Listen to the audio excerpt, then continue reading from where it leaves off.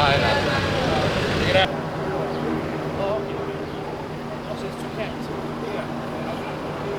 We have to do a lot. Check 1 2, check 1 2, check 1 2, check 1 2, check 1 2, check 1 2.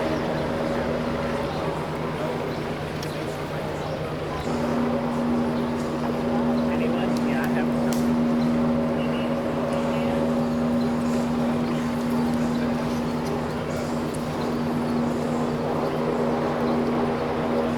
Good afternoon, everyone. Thank you for joining us.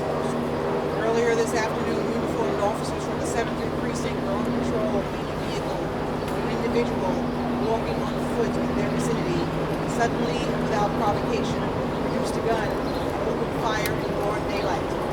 At least one round hit the driver's side window of the vehicle, smashing the glass. The officer driving the vehicle sustained an injury to his arm. He was taken to an area hospital and is currently being treated for non-life-threatening injuries. We are so grateful for his being to be okay. Mr. Mayor. First of all, we want to really have our hearts go out to Officer Detective Arma and to Officer Beckman. And what also is interesting is at the hospital today, Officer Detective Burma's dad was there. He's a retired cop. Over and over again, we are in these hospital rooms and we're seeing the family members and the parents who are retired cops. If nothing is clearer, that there is a generation of families that are the good guys, and we're finding ourselves fighting against the bad guys. And more, we need every arm of the criminal justice system to participate in this fight. And we feel as though it's not.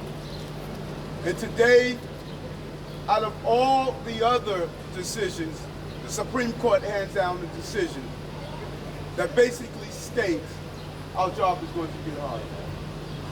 Our job is going to get harder.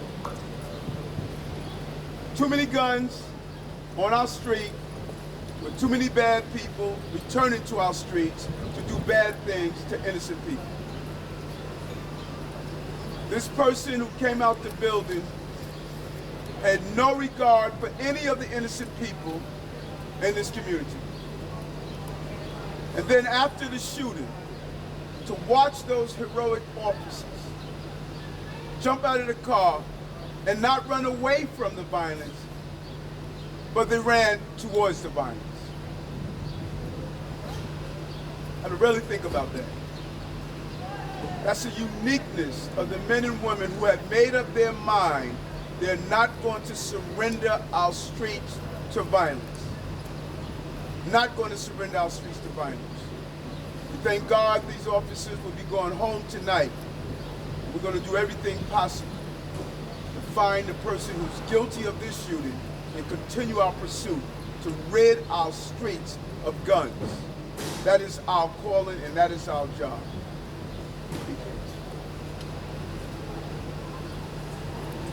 Good evening, everyone. My name is Assistant Chief Joe Kenny. I'm from the Detective Bureau. Please keep in mind the information I'm about to give you is preliminary, as this incident has just taken place. As the Commissioner stated, at approximately 4:30, uniformed neighborhood coordination officers from the 73rd Precinct were on patrol in a marked New York City Police Department vehicle, which was traveling westbound on Pitkin Avenue as it reached the intersection of Legion. Suddenly, shots rang out. At this time, we believe a shooter was attempting to strike a white vehicle that was driving northbound on Legion. During the course of fire, our NYPD vehicle was struck and an officer was injured. The officers immediately exited their vehicle and pursued the gunman southbound on Legion. The shooter ducked into a nearby courtyard where the officers lost sight of him. We have established a large frozen zone around this area. We have recovered a firearm from this area in the rear of 50 Legion. We have brought in extensive resources to conduct a search for this perpetrator. This remains ongoing at this time. Anyone with information is asked to please call 1-800-577-TIPS. And remember, all these calls are kept confidential. Now I'd like to pass it to the president of the DEA, Paul DiGiacomo. Thank you. Yesterday, we had a detective who almost lost his life when the perpetrator tried to rip his firearm from his waist. Today, we have a detective and a police officer who were fired upon for just sitting in their radio cars. I've been calling on the governor for 2 years now to appoint a special firearms prosecutor. Back in the late 80s, early 90s, when crack was at epidemic levels, the governor appointed a special narcotics prosecutor. We need a special firearms prosecutor to precisionally prosecute firearm-related crimes. And to the person who is responsible for this action today, I promise you, New York City detectives will track you down and will bring you to justice.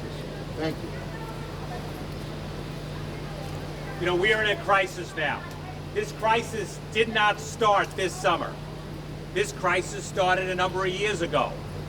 And you see here, City Hall, our agency, the unions, the people on the street while we were walking to these microphones thanking us for what we do. We are all together realizing there's a crisis. Well, we need the City Council, the Assembly, and the Senate, and the Governor's Office to realize we're in a crisis and give us the tools and the support that we need to do the job. Change and reform the laws that they took away from us. We're approaching the summer. We want it to be a peaceful one. I think it can be if we all work together in government like our agency, union, and the people are doing.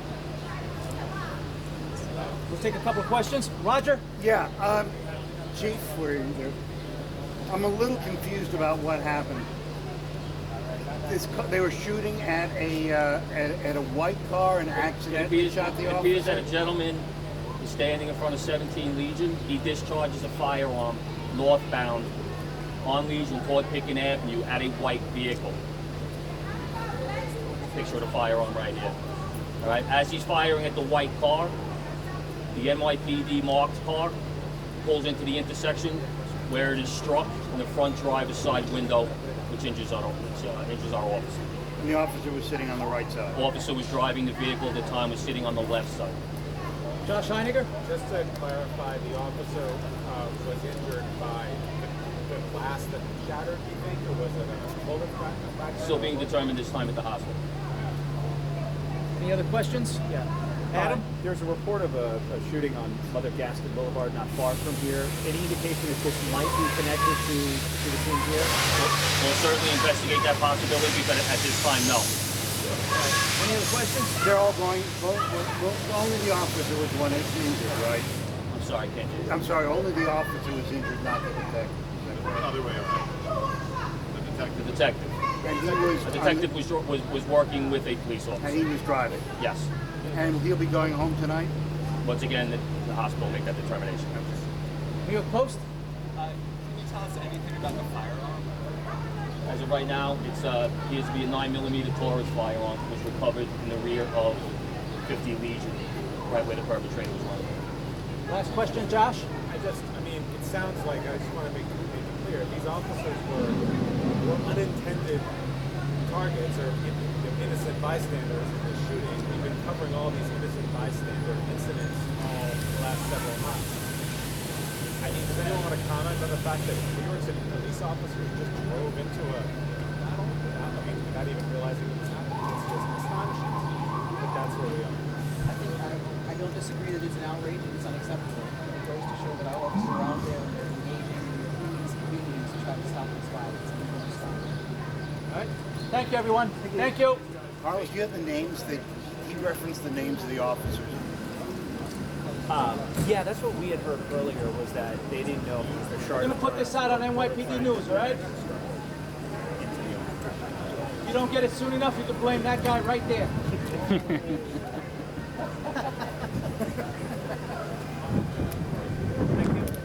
Adam, you got a shot of it, right? So Like I said, we're going to put this out digitally on the internet.